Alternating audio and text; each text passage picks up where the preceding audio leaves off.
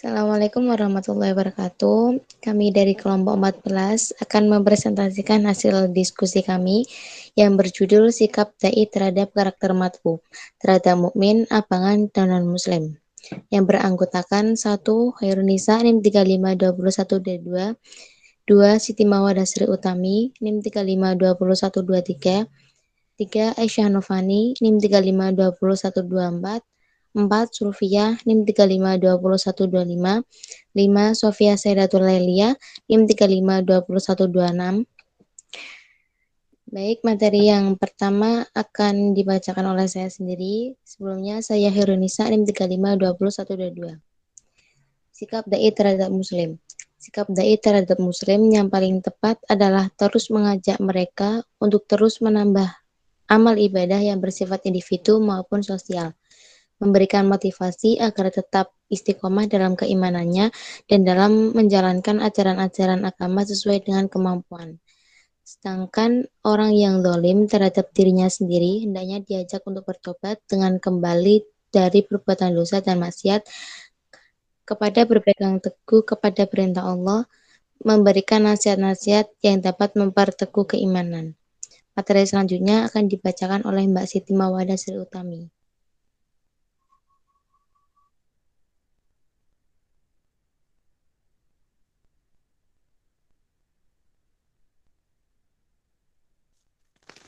Sedangkan orang yang lemah keimanannya harus serta-merta diajak kepada ketaatan, menjauhi perbuatan maksiat sebagaimana mereka diajak pada untuk selalu meningkatkan perbuatan baik. Dengan demikian, seorang dai dalam melaksanakan dakwahnya hendaklah tidak menyamaratakan antara kelompok-kelompok tersebut. Seorang dai dituntut untuk dapat memberikan kesadaran, mendorong, mengajak, serta membimbing agar mat'u menerima ajaran agama dengan penuh kesadaran tanpa adanya tekanan dari manapun dan menjalankan agama dengan sebaiknya. Materi selanjutnya akan dibacakan oleh Mbak Aisyah Novani.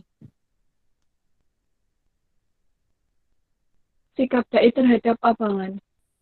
Abangan yang secara harfiah berarti yang merah, yang diturunkan dari pangkal tata abang atau merah.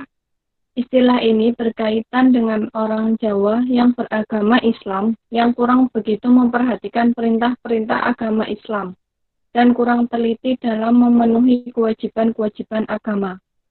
Kelompok abangan menitik beratkan pada perpaduan unsur-unsur Islam dengan Buddha Hindu dan unsur-unsur asli sebagai sinkretisme Jawa dan sering dinamakan agama Jawa atau dikenal dengan sebagai tradisi rakyat. Sikap dai terhadap non-muslim. Yang pertama, inklusif. Sikap inklusivisme berpandangan bahwa di luar agama yang dipeluknya juga terdapat kebenaran, meskipun tidak seutuh atau sesempurna agama yang dianutnya. Di sini masih didapatkan toleransi teologis dan iman. Menurut Nurholis Masjid, sikap inklusif adalah memandang bahwa agama-agama lain sebagai bentuk implisit agama kita. Contoh Islam juga sering dikemukakan, misalnya istilah dari seorang filosof muslim abad ke-14, Ibnu Taimiyah, yang membedakan orang-orang dan agama Islam umum atau yang non-muslim per excellence dengan orang-orang dan agama Islam khusus, muslim per excellence. Kata Islam sendiri di sini diartikan sebagai sikap pasrah kepada Tuhan. Mengutip Ibnu Taimiyah, semua nabi dan pengikut mereka seluruhnya disebut oleh Allah adalah orang-orang muslim. Selanjutnya akan dibacakan oleh Mbak Sulfiyah.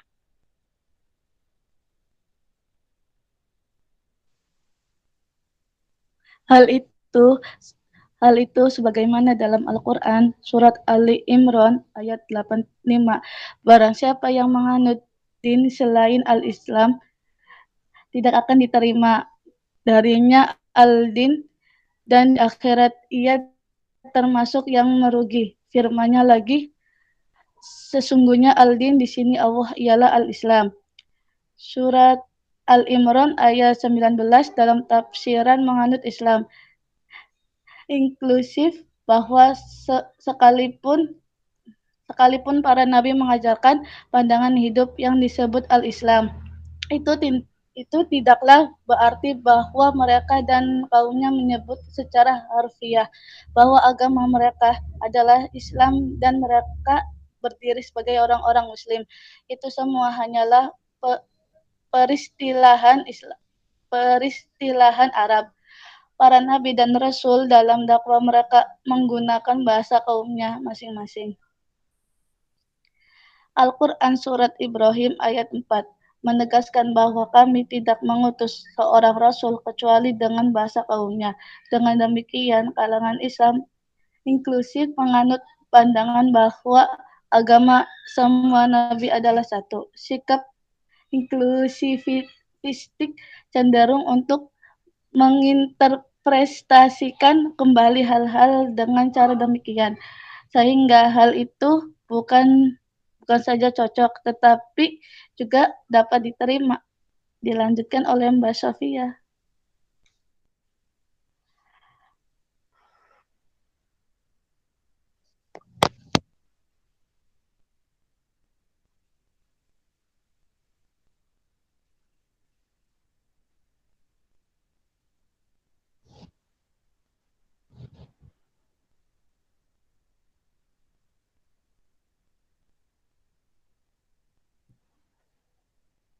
Benar.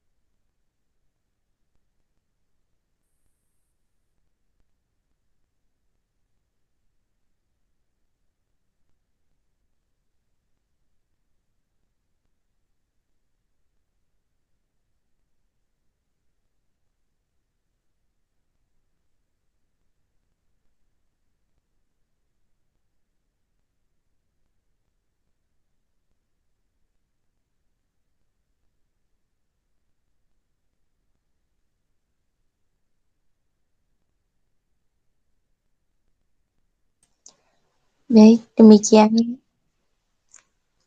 demikian presentasi dari kelompok kami. Kurang lebihnya mohon maaf.